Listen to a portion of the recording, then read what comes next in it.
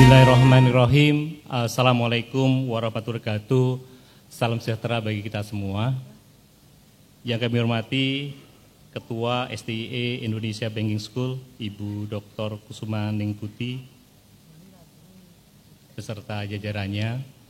Yang kami hormati Ketua Senat STIE Indonesia Banking School, beserta jajarannya. Yang kami hormati Bapak Ketua Dewan Komisioner Otorita Jasa Keuangan, Bapak Mahendra. Beliau ini menjadi panutan kami karena beliau pernah menjadi Kepala BKPM tahun 2013-2014. Terima kasih Bapak. Kemudian yang kami hormati Bapak-Bapak senior pimpinan Bank Indonesia, Bapak Mulyaman yang kami hormati. Yang kami hormati Direktur Eksekutif Kepala Departemen Kebijakan Makro Prudensial Bank Indonesia. Yang kami hormati Wakil Sekretaris Umum Asosiasi Pengusaha Indonesia, Ibu Lucia. Dan yang kami hormati Kepala Lembaga Pelayanan Dikti yang diwakili oleh Bapak Mulhadi. Dan yang kami cintai dan banggakan seluruh wisudawan dan wisudawati, tentu juga beserta Bapak Ibu orang tua para wisudawan wisudawati. Pertama-tama kami sampaikan permohonan maaf Bapak Menteri Investasi, Bapak Bahlil Lahadalia tidak bisa hadir pada kesempatan ini dan menugaskan kepada kami untuk mewakili beliau. Pada pagi hari ini sambutan kami beri judul adalah Ekonomi Hijau dan Investasi Berkelanjutan di Indonesia.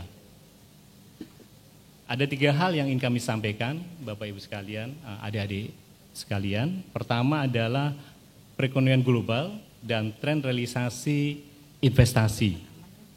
Kemudian yang kedua, kebijakan hilirisasi industri. Dan yang ketiga adalah mewujudkan investasi berkelanjutan di Indonesia.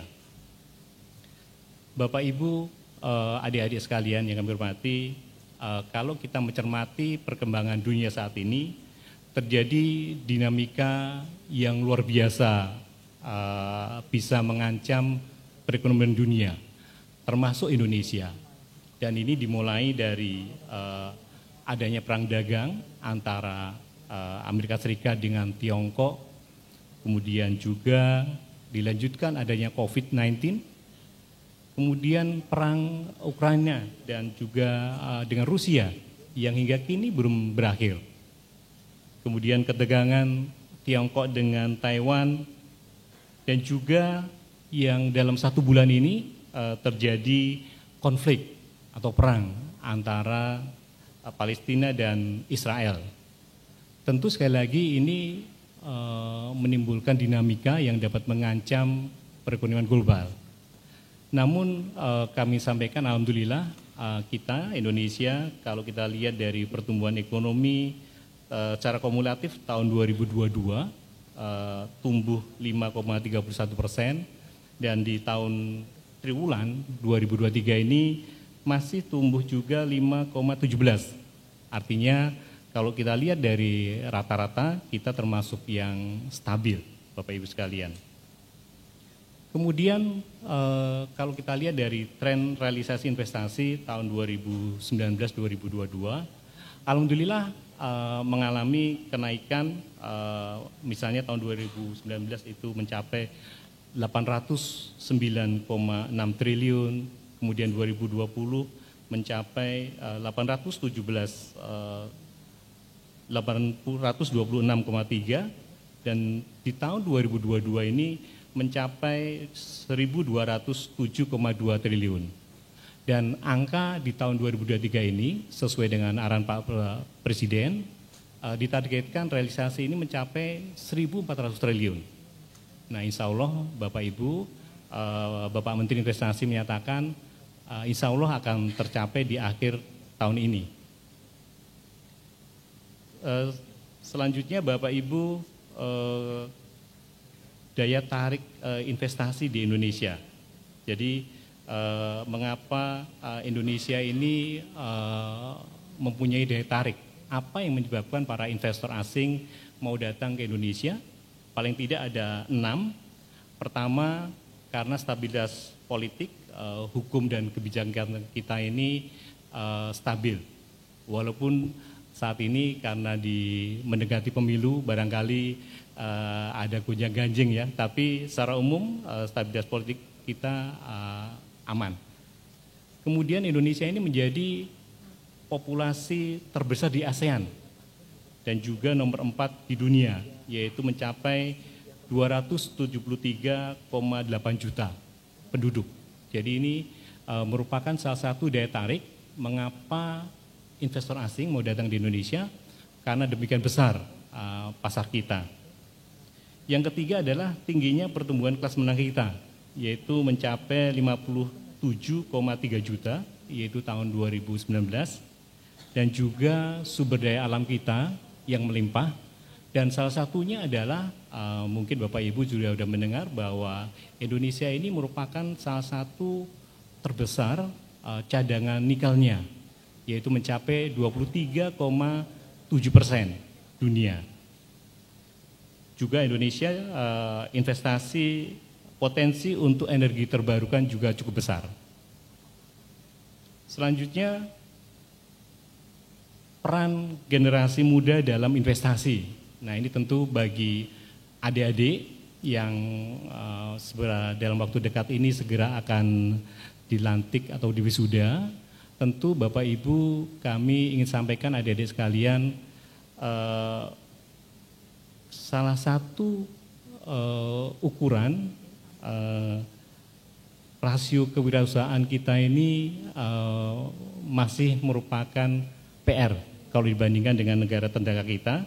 Misalnya Indonesia ini rasio kewirausahaan kita masih 3,47%, Thailand itu 4,26%, Malaysia 4,74%, kemudian Singapura 8,76%. Dan untuk disebut sebagai negara maju, rasionya mencapai 10-12%. Nah, jadi saya ingin sampaikan bagi adik-adik yang akan segera diwisuda ini merupakan kesempatan besar bagi adik-adik kalau akan menjadi wira swasta. Dan kami di Kementerian Investasi, sesuai arahan Bapak Presiden, arahan dari Bapak Menteri Investasi, saat ini sangat mudah untuk mengurus, tentunya ini salah satunya bagi adik-adik mahasiswa yang akan lulus ini, kalau akan berusaha di sektor atau di bidang startup, ini perizinannya sangat mudah. Cukup mengurus NIB, nomor induk berusaha, secara online cukup 30 menit. Artinya Bapak Ibu, adik-adik sekalian, kalau untuk usaha-usaha yang risikonya rendah, usaha mikro kecil, ngurus izin itu sekarang sangat cepat dengan menggunakan HP juga bisa. Jadi memang cita-citanya ketika membuat Undang-Undang Cipta Kerja dan peraturan pelaksanaannya memberikan kemudahan bagi usaha mikro kecil. Nah, salah satunya adik-adik yang baru lulus kalau akan berusaha di bidang startup ini sangat mudah perizinannya. Cukup 30 menit dan ngeprint sendiri. Jadi kalau mengurus perizinan saat ini, perizinan berusaha yang risikonya rendah, usaha mikro kecil tidak perlu kemana-mana, dari rumah masing-masing juga bisa. Kemudian Bapak Ibu, 5 agenda besar dari Bapak Presiden ketika dalam sidang tahunan MPR tahun 2022, kalau kita perhatikan ada 5 hal, yaitu hilirisasi dan industrialisasi sumber daya alam. Yang kedua, optimalisasi sumber energi bersih dan ekonomi hijau. Yang ketiga, perlindungan hukum, sosial politik dan ekonomi. Yang keempat, UMKM, dan kelima adalah pembangunan ibu kota Nusantara. Nah, kalau kita lihat dari 5 agenda besar dikaitkan dengan ekonomi hijau, paling tidak ada 2 yang menjadi concern dari Bapak Presiden, yaitu hilirisasi dan industrialisasi sumber daya alam. Dan yang kedua adalah optimalisasi sumber energi bersih dan ekonomi hijau. Adik-adik sekalian, tadi saat ini memang kebijakan dari Bapak Presiden, dari pemerintah adalah transformasi ekonomi dari industri sektor primer ke industri berbasis nilai tambah. Jadi dalam berbagai kesempatan, Bapak Menteri Investasi menyatakan bahwa sejak zaman Belanda dulu, kita itu kalau ekspor bahan mentah.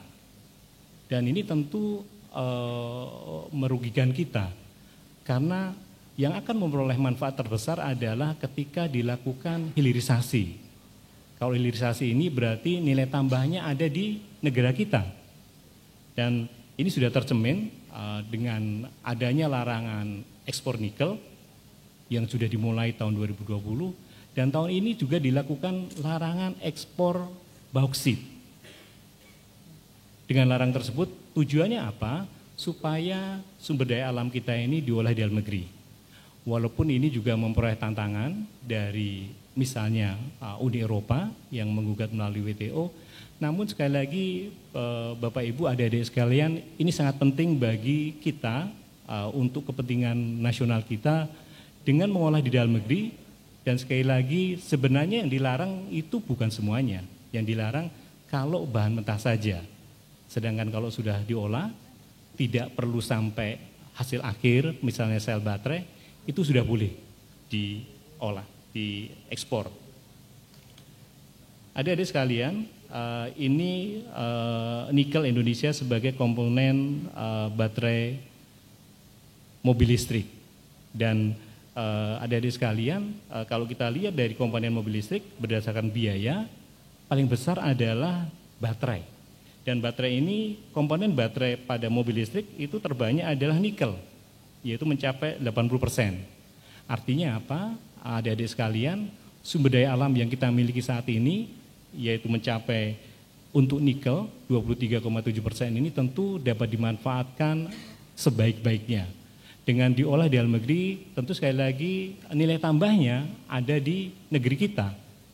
Dan belum lama ini sudah diluncurkan atau di-launching atau diresmikan oleh Bapak Presiden, ada pabrik sel baterai di negeri kita ini, investasi dari Korea. Tentu ini sangat membanggakan bagi kita juga, sudah ada di Kerawang.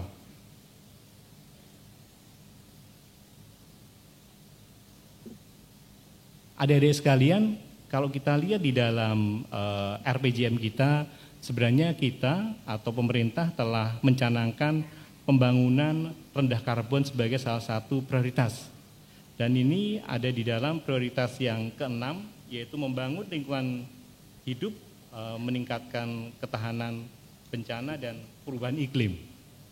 Dan adik-adik sekalian, mungkin kalau adik-adik mengikuti perkembangan ketika kunjungan Bapak Presiden ke Amerika belum lama ini, ada kesepakatan atau perjanjian antara ExxonMobil dengan pemerintah kita, khususnya terkait dengan carbon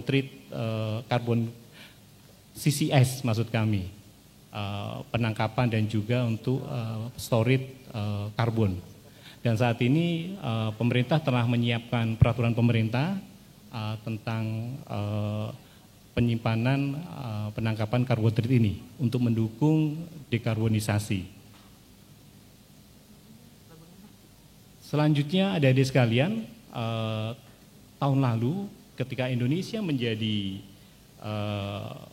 presidensi G20, salah satu hasil yang terkait dengan investasi berkelanjutan adalah pada poin 7 G20 Bali Leaders Declaration yang menyatakan bahwa kami mengakui kebutuhan untuk mendorong nilai tambah melalui investasi yang berkelanjutan dan inklusif pada sektor-sektor dengan produktivitas tinggi seperti industri hilir, perdagangan barang dan jasa, serta untuk memperkuat keterkaitan antara investor asing dengan UMKM. Nah, kami sampaikan bahwa alhamdulillah dalam salah satu pertemuan Indonesia sebagai presidensi, dan hasilnya di poin 37 ini membanggakan. Kami dalam pertemuan kesepakatan bidang investasi pada isu Trade, Investment and Industry Minister Meeting. Salah satu kesepakatannya juga terkait dengan investasi berkelanjutan dan inklusif pemulihan ekonomi. Kami di Kementerian Investasi juga membuat apa yang disebut dengan Kompendium Bali yang merupakan panduan penting bagi perumusan strategi dan kebijakan pembangunan berkelanjutan bagi negara G20. Selanjutnya, Bapak Menteri kami dalam berbagai kesempatan menyampaikan concern mengenai investasi yang berkeadilan. Karena apa? Hanya 1/5 dari investasi pada energi hijau yang mengalir ke negara-negara berkembang. Sedangkan 2/3 dari total populasi dunia hidup di negara berkembang. Jadi dalam berbagai kesempatan karena terjadi ketimpangan itu mendorong salah satunya terkait dengan harga karbon supaya dalam carbon trading ini adil antara negara maju dan negara berkembang. Selanjutnya, adik-adik sekalian, ini beberapa contoh investasi pembangkit listrik EBT di Indonesia dengan kemitraan swasta. Misalnya adalah pembangkit surya terapung Cirata. Ini yang belum lama ini diresmikan oleh Bapak Presiden. Kemudian juga pembangkit listrik tenaga angin di Sidrap dan juga solar PV di Likupang. Demikian Bapak Ibu, adik-adik sekalian, sambutan dari kami. Sekali lagi selamat kepada adik-adik wisudawan dan wisudawati. Semoga nantinya dalam mengikuti, dalam menjalankan dunia kerja sukses untuk semuanya. Demikian, terima kasih. Wassalamualaikum warahmatullahi wabarakatuh.